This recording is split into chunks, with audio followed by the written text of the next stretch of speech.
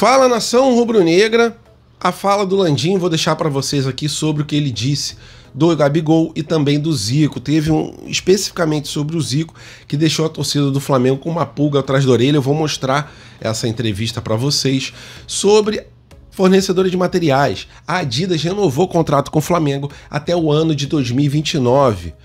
Jogadores contundidos, Arrascaeta e Eric Pulgar estão de fora dos próximos jogos e eu vou falar para vocês o prazo do Arrascaeta voltar e também do Eric Pulgar. E sobre Flamengo e Botafogo, uma partida que praticamente nenhum jogador entrou dentro de campo e a gente vai analisar esse jogo para vocês. Essas e outras vocês encontram agora na Flageral TV, mas antes disso, por favor, deixe seu like, que é importantíssimo. Se não fosse, eu nem estaria perdendo meu tempo e nem o dos senhores pedindo like. Então, deixe seu like agora e eu não peço no meio do vídeo. Vamos para as notícias, que é o que interessa. Isso aqui é Flamengo! É nação rubro-negra começar o vídeo com uma notícia que seja um pouquinho para cima, né? Porque o restante das notícias realmente não são notícias que nos agradam tanto, como é o caso de contusão, como foi o caso da derrota do Flamengo e por aí vai, né?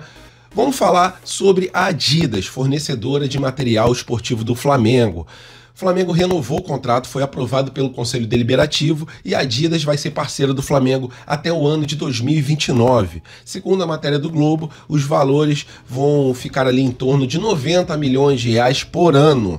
A camisa sempre é muito vendida, todos os anos o Flamengo vende uma enxurrada de mantos sagrados para a torcida rubro-negra e nos próximos anos não será diferente. Então esse valor deve ficar em torno de 90 milhões de reais por ano. Se a gente somar 5 anos, dá 450 milhões de reais nesse acordo com a Adidas.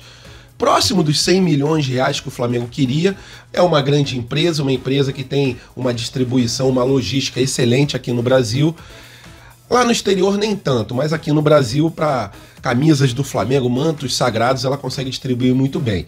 Em relação ao exterior, em algumas ocasiões a gente não consegue achar o manto sagrado em lojas da Adidas, mas é isso, galera. Acharam que os valores ficaram assim aquém das suas expectativas? Eu, sinceramente, achei que tá de bom tamanho esses 90 milhões de reais.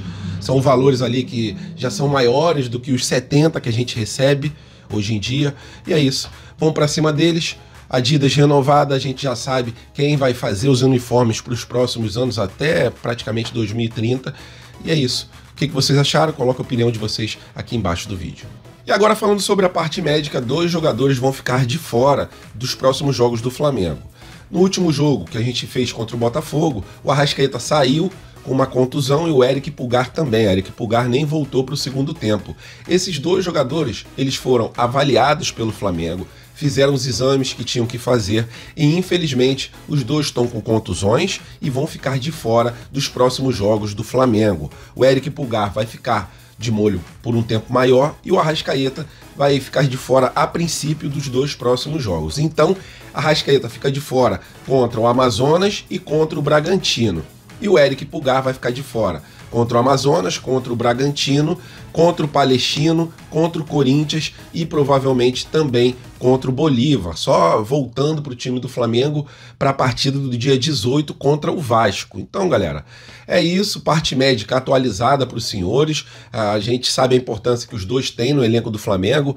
A Arrascaeta fez um jogo muito aquém. A gente não sabe se ele já estava sentindo algum tipo de dor, mas praticamente não entrou em campo contra o Botafogo. O Eric Pulgar estava fazendo uma partida razoável, mas teve esse problema da entorse, né? O problema do Arrascaeta é uma pequena lesão na coxa. Então é isso, galera. Que eles voltem o mais rápido possível, mas o principal, quando eles voltarem, é eles estarem 100%.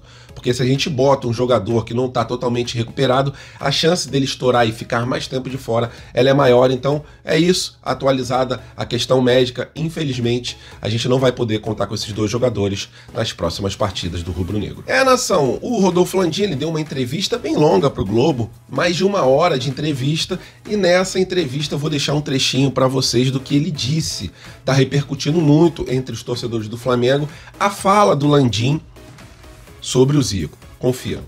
O Zico que fez, não, por diversas qualidades dele, tá? Não só como jogador, mas como líder, como tudo que ele é. Ele tem hoje mais de 70 anos de idade que ele fez, né?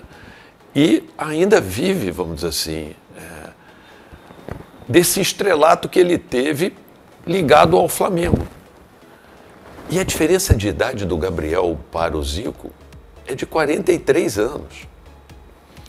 Então, assim, uma hora o Zico vai passar e o Gabriel, se ele continuar a investir e jogar pelo Flamengo e continuar ídolo do Flamengo, ele vai poder usufruir disso ao longo de toda a vida dele. É isso que a mensagem que eu quis deixar foi essa. Então... E aí, galera, o que vocês acharam? Acham que teve dolo ali na fala do Landim? Acham que ele se expressou mal? O que vocês entenderam dessa fala de que o Zico vai passar e o Gabigol, se ele continuar no Flamengo, ele pode ali ficar, né? Eu entendi que como os torcedores, eles estão ficando mais velhos e os mais novos só conhecem o Gabigol, para mim foi isso que ele quis dizer, mas... mandou mal. Na minha opinião, ele se expressou de uma forma que dá uma dualidade tremenda a essa fala dele, questionamento da torcida rubro-negra sobre essa fala dele. Para mim é um questionamento plausível, porque o Zico, na minha opinião, nunca vai passar. Eu entendo ali a intenção dele falar sobre o Gabigol, sobre essa nova geração, mas o Zico, ele é eterno, ele é o maior ídolo da história. E nem quando ele se for, a gente vai esquecer, a torcida do Flamengo vai esquecer por tudo que ele fez. O único que trouxe o Mundial para o Flamengo foi o Zico. Gabigol tem uma importância gigantesca na história rubro-negra. Não sei se essa história vai continuar, se não vai continuar, mas a verdade é a seguinte: o Zico é o número 1, é eterno. E na minha opinião, posso estar errado, galera, mas é minha opinião, o Zico jamais vai passar. Porque de geração a geração existe uma tradição oral, que o pai passa para o filho, e o filho passa para o neto, e o neto passa para o bisneto, e por aí vai. E o Zico é esse principal personagem na história rubro-negra. Então, é isso, galera. Para mim foi uma pisada de bola que o Landim deu, não numa intenção de querer desmerecer o Zico, mas acabou, na minha opinião, pisando na bola. Queria saber a sua opinião, por favor, coloca ela aqui nos comentários. E agora, galera, vou falar sobre essa partida horrorosa que o Flamengo fez contra o Botafogo. Partida essa que a gente teve domínio no primeiro tempo, mas foi aquele velho e conhecido Flamengo do arame liso. O jogo inteiro não chutamos uma bola na direção do gol. Pelo amor de Deus, é uma incompetência gigantesca. Não dá para botar desculpa em fatores externos, como a comissão técnica vem colocando, né? Primeiro é a grama sintética, depois a altitude, agora jogar às 11 horas da manhã, como se o Botafogo estivesse jogando em outro horário. O Botafogo jogou no mesmo horário. A gente não pode dar esse tipo de desculpa. A gente tem que olhar para o próprio umbigo e reconhecer que o Flamengo desceu muito de nível nos últimos 3 jogos. Poupou e não deu resultado, porque a gente não conseguiu uma vitória. Foi um empate e 2 derrotas, muito aquém das expectativas. De La Cruz foi o único para mim que jogou bola, que entrou dentro de campo. Não vi o restante do elenco jogar bola nesse último jogo. O Wesley, para mim, o pior em campo. A gente tenta ver o lado bom sempre dos jogadores, mas tá difícil, hein, Wesley? Ou você se concentra e joga um futebol condizente com a grandeza do Flamengo, ou vai ficar difícil, cara. A gente precisa realmente de um lateral direito. Mas beleza. Infelizmente, perdemos esse jogo. A gente poderia estar na primeira colocação do Campeonato Brasileiro e o Tite tem que resolver isso, senão a situação vai ficar complicada. O Tite fez alterações equivocadas nesse último jogo. Não estou pedindo a cabeça do técnico Tite, a gente pode sim criticar a comissão técnica sem pedir a cabeça. Tá? O Tite tem que resolver esses problemas. Capacidade, a princípio ele tem, mas o Flamengo não pode jogar do jeito que jogou. O Pedro não tocou na bola. O Flamengo jogou muito mal. Segundo tempo, o Botafogo cresceu de nível e fez aquilo que a gente já viu, né? 2-0, com erro de arbitragem, mas não é uma tradição da torcida do Flamengo ficar reclamando de arbitragem. Mas se fosse um jogador do Flamengo, principalmente o Gabigol, né, que a gente gosta de citar ele, porque ele é muito perseguido, se botasse a máscara ia tomar um amarelo.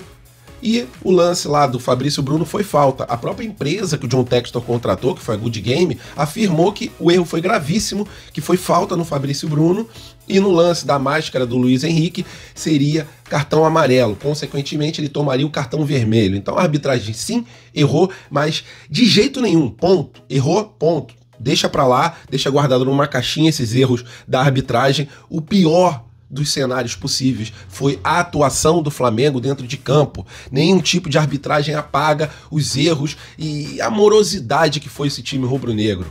Sem botar desculpa em horário, sem botar desculpa em grama sintética, Flamengo é Flamengo e tem que superar os obstáculos. E não é isso que o Flamengo está fazendo. Pelo menos não foi isso que o Flamengo fez nos últimos 3 jogos.